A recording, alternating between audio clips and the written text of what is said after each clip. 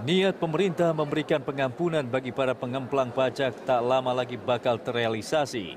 Ada rancangan Undang-Undang Pengampunan Nasional yang kemudian diubah menjadi RUU Pengampunan Pajak setelah derasnya kritik masyarakat terhadap RUU tersebut. RUU Pengampunan Pajak adalah sebuah bilet yang tiba-tiba muncul tanpa melalui program legislasi nasional Prolegnas 2015-2019. Menjadi pertanyaan, mengapa bilet yang demikian penting itu tiba-tiba muncul dan tak termasuk Prolegnas 2015-2019 yang jumlahnya mencapai 160 RUU. Banyak pihak menganggap bilet itu penting lantaran besarnya potensi dana yang dapat diraup.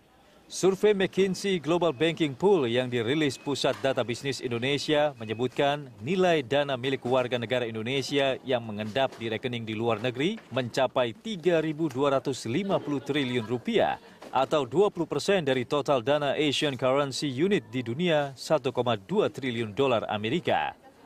Badan Legislasi DPR RI pun mulai membahas usulan RUU pengampunan pajak itu. Namun sebagian anggota Balik merasa janggal terhadap masuknya usulan tersebut bukan dari pemerintah, melainkan dari DPR.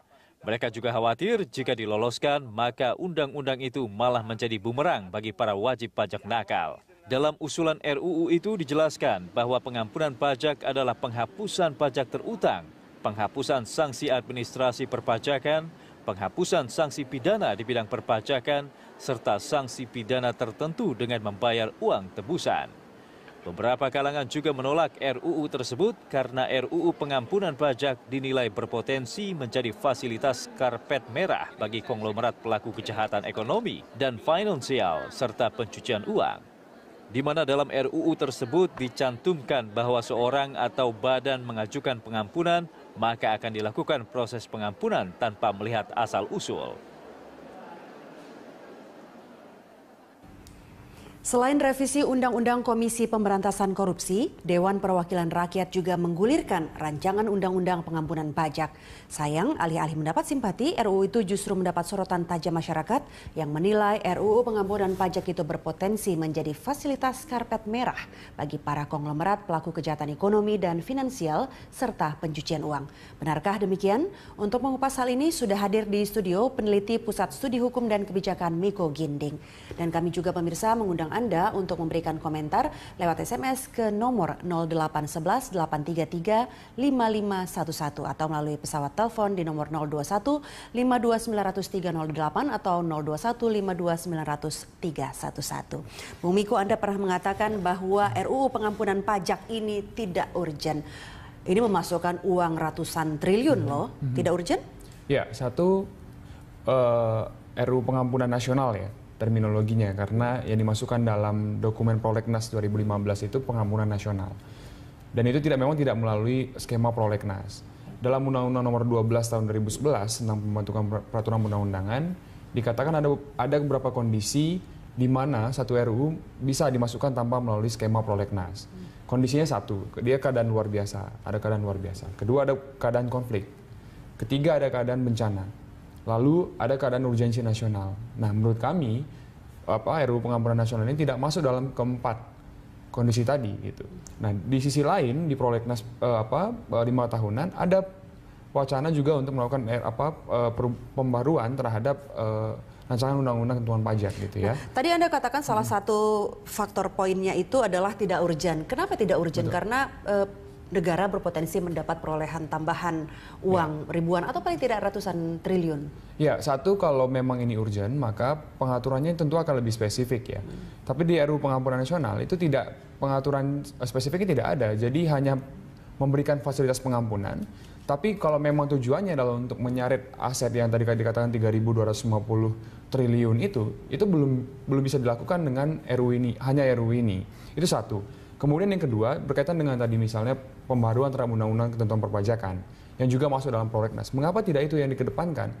Dan kemudian kita membangun sistem data dan informasi perpajakan yang lebih mumpuni sehingga kita bisa melihat kira-kira potensi wajib pajak terutang kita itu berapa. Kemudian di mana-mana saja. Lalu dibuat skema mekanismenya untuk penarikannya. Nah, itu akan lebih make sense dibanding memberikan RUU pengampunan nasional gitu. Ya, Bung Miko, yang Anda katakan tadi mungkin itu untuk jangka menengah atau bahkan panjang. Betul. Nah, rencana atau rancangan undang-undang ini adalah uang yang sudah di depan mata, katakanlah begitu, diparkir di luar negeri, diberikan karpet merah bagi uang-uang itu untuk masuk ke dalam sini. Tidakkah Anda melihat itu potensi pemasukan negara yang cukup signifikan? Kalau dari sisi pemasukan memang signifikan ya, ada 3.250. Kemudian ada data yang menyatakan 7.000 triliun. Dan datanya masih simpang siur. Oleh karena itu memang data atau informasinya yang harusnya dibenahi terlebih dahulu.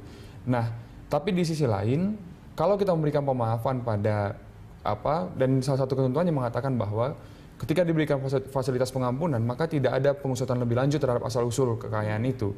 Nah, ketika kita memberikan pengampunan itu tanpa mengusut asal-usul kekayaannya, maka yang kita berikan sebenarnya bukan hanya pengampunan, tapi juga imunitas atau kekebalan terhadap pelaku-pelaku tindak pidana. Gitu. Itu yang pertama. Kedua, ada potensi diskriminasi ya antara wajib pajak yang patuh dengan wajib pajak yang tidak patuh gitu.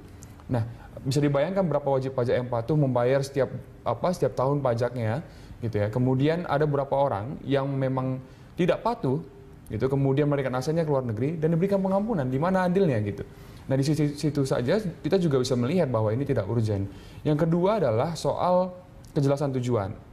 Asas pembentukan peraturan perundang-undangan yang baik itu akan melihat ya kejelasan tujuan RU ini untuk apa gitu. Wacananya selama ini muncul kan selama ini RU pengampunan pajak, tapi kemudian ditarik oleh DPR sebagai usul inisiatif menjadi RU pengampunan nasional. Nah, itu juga menjadi pertanyaan, kenapa? Karena yang hanya dikecualikan dari pengampunan pajak itu hanya 3 tindak pidana. 1, dia tindak pidana narkotika, 2, dia terorisme, 4, dia perdagangan orang. Lalu di mana tindak pidana korupsi? Nah, ini kan juga masih simpang siur.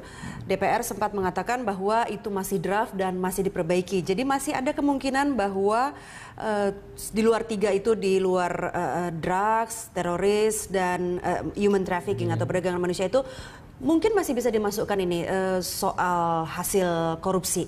Kalau misalnya hasil korupsi itu dimasukkan sebagai pengecualian juga, apakah Anda melihat RUU pengampunan pajak atau pengampunan nasional ini bisa bermanfaat?